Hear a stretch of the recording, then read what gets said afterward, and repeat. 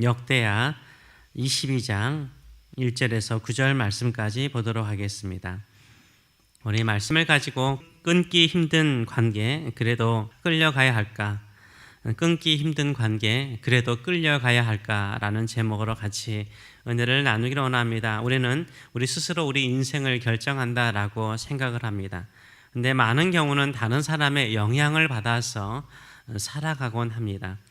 오늘 본문의 아하시아 왕은 1년 동안 왕이 되었지만 악한 영향력에 끌려서 북이스라엘 땅, 남유다 왕임에도 불구하고 북이스라엘 땅에서 비참하게 죽임을 당합니다.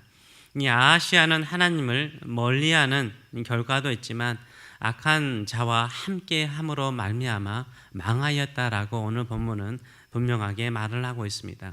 나는 누구에게 영향을 받고 있습니까? 내가 가까이 하는 사람은 나를 어디로 이끌어 가고 있습니까? 이런 질문을 오늘 우리 자신에게 하면서 이 말씀을 같이 나누기를 원합니다. 악한 영향력은 가까운 사람에게 오는 것이죠. 1절과 2절의 말씀을 보게 되면 아하시아가 왕이 된 배경이 나와 있습니다. 아하시아의 아버지는 여호람인데 여호람의 아내가 아달랴였습니다. 이 아달랴는 누군가 하면은 아합의 딸이었습니다. 아합과 이세벨은 바알과 아세라를 섬겼던, 아주 철저하게 섬겼던 우상 숭배자이죠.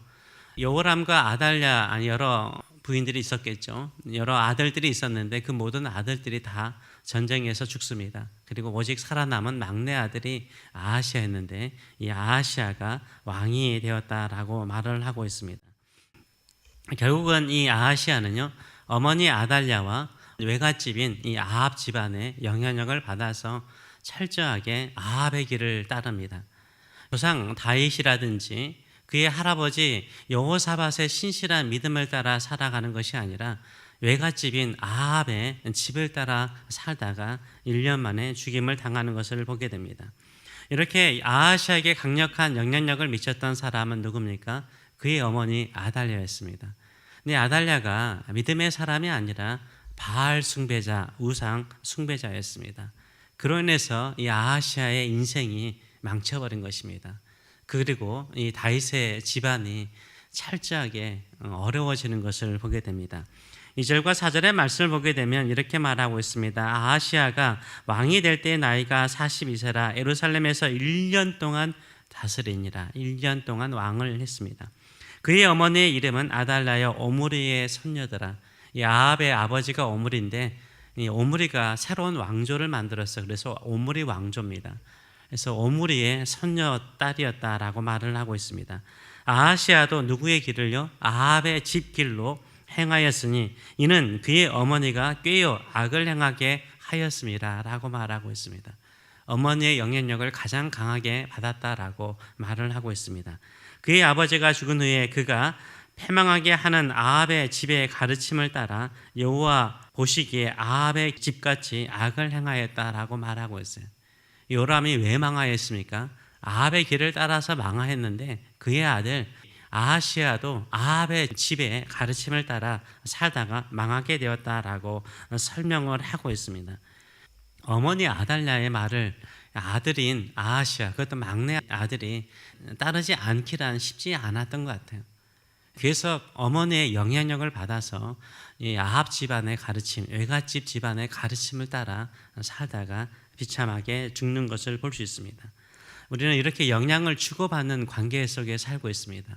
그래서 가장 나에게 영향을 많이 미치는 것은 나랑 가장 가까이 있는 사람이 영향력을 미칩니다. 그래서 나보다 선한 사람이 내 옆에 있으면요, 나는 그 나보다 선한 사람의 영향을 받아서 선하게 살아가고 나보다 더 믿음이 좋은 사람을 만나게 되면 그 믿음의 영향력을 받아서 믿음의 길을 걸어갑니다. 그런데 내 주변에 나보다 더 악한 사람이 있어요. 그러면 악의 영향을 받게 돼 있어요. 악한 말과 악한 영향력을 받아서 그 길을 내가 원하지 않아도 갈 경우가 참 많습니다. 특별히 이 아달랴는 어머니 아닙니까? 가족이지 않습니까? 가족에서 이런 영향력을 받을 때가 참 많아요. 가족이기 때문에 끊기 힘든 관계죠. 그러나 내가 그 사람을 믿음의 길로 이끌 능력이 없다면요, 나보다 더 강력한 자석과 같은 더 믿음의 사람을 가까이 하시는 저와 여러분 되시길 축원합니다. 어떤 사람을 가까이 할 수 있느냐, 멀리 할 수 있느냐, 이것은요, 우리의 선택에 달려 있어요. 될 수 있으면 믿음의 사람, 기도의 사람, 감사의 사람, 하나님을 향한 비전의 사람, 꿈을 가지고 있는 사람, 하나님을 향하여 열정을 가지고 있는 사람을 가까이 할 때 그 불씨를 받아서 우리가 믿음의 길을 걸어가게 되는 줄 믿습니다. 두 번째로는 악한 영향력은 자신의 미래를 결정할 수 있다는 것을 분명하게 보여주고 있어요. 지금 당장은 좋은 관계를 유지하면서 살아가는 것이 편할 수 있습니다. 그러나 그의 미래를 보장할 수가 없는 것이죠. 이 아합의 아들 이 북이스라엘 왕 요람이요, 길르앗 나못, 아버지가 길르앗 나못에서 죽지 않았습니까? 그래서 길르앗 나못에 가서 아람 민족과 또 전쟁을 합니다. 그때 다시 남유다 왕 아하시아에게 같이 전쟁터에 가자라고 말하죠. 근데 이 북이스라엘 왕 요람이 이 길르앗 나못의 전투에 가서 큰 부상을 당해요. 이스라엘 도시로 와서 치료를 받고 있는 중에 이 아하시아, 남유다 왕 아하시아가 문병을 가요. 문병을 갈 때 이 엘리사가 하나님을 통해서요, 북이스라엘 군대 장관 예후를 기름 부어서 이 아합 집안을 쓸어버리라고 그래요. 그래서 군대 장관 예후가요, 전쟁터에서 돌아와서 아합 집안의 모든 사람을 다 쓸어버립니다. 이때 공교롭게도 아하시아와 그의 이 측근들을 예후가 다 죽입니다. 그렇지만 아하시아에게는 시체로 그냥 버려두지 않아요. 정식으로 매장을 하고 장례를 해주죠. 그 이유가 딱 한 가지죠. 다른 것 아닙니다. 하나님을 신실하게 섬겼던 할아버지 여호사밧의 손자이기 때문에 제대로 예우를 해주었다라고 오늘 본문은 말을 하고 있습니다.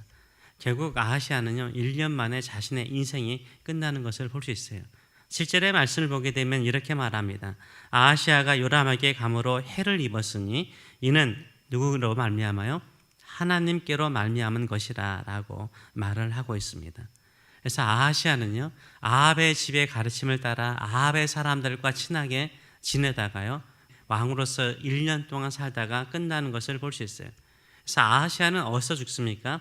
그가 따랐던 아합의 집안에서, 그리고 아합의 집안 사람들과 함께 죽는 것을 볼 수 있어요. 이 악한 사람과 같이 망하였다라고 말을 하고 있습니다. 그래서 악한 사람과 함께 하는 사람은 악한 사람과 함께 망하는 것입니다. 믿음의 사람은요, 믿음의 길을 걸어가면 하나님의 뜻을 이루는 인생의 길이 되고 또 하나님의 뜻을 담는 그릇이 되는 줄 믿습니다. 이런 믿음을 가지고 살아가시는 저와 여러분 되시길 축원합니다. 우리에게도 악한 영향력을 미치는 수많은 사람들이 우리 주변에 있을 수 있습니다. 참 끊기 힘들 수 있습니다. 그럴지라도 그 악한 영향력을 이길 수 있는 길은 무엇입니까? 첫째는 경건한 사람과 같이 하세요. 항상 경건한 사람과 같이 하세요.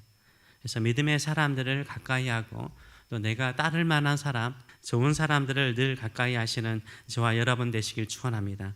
특별히 저는 여러분이 오히려 영향력을 줄 수 있는 사람이라고 생각을 해요. 선한 영향력을 미쳐서 믿음이 떨어진 사람들, 열정이 없는 사람들을 이끌어 가잖아요. 하나님의 말씀에 가르침에 따를 수 있도록 선한 영향력을 미치시는 저와 여러분 되시길 축원합니다. 그리고 나보다 더 좋은 믿음의 사람들을 붙여주셔서 함께 꿈과 하나님의 나라를 위해서 살아갈 수 있도록 늘 기도하시는 저와 여러분 되시길 축원합니다. 둘째로는 마음의 문을 지키시는 저와 여러분 되시길 축원합니다. 악한 영향력은 은근히 찾아와요. 아침 안개처럼 우리에게 찾아올 때가 참 많습니다.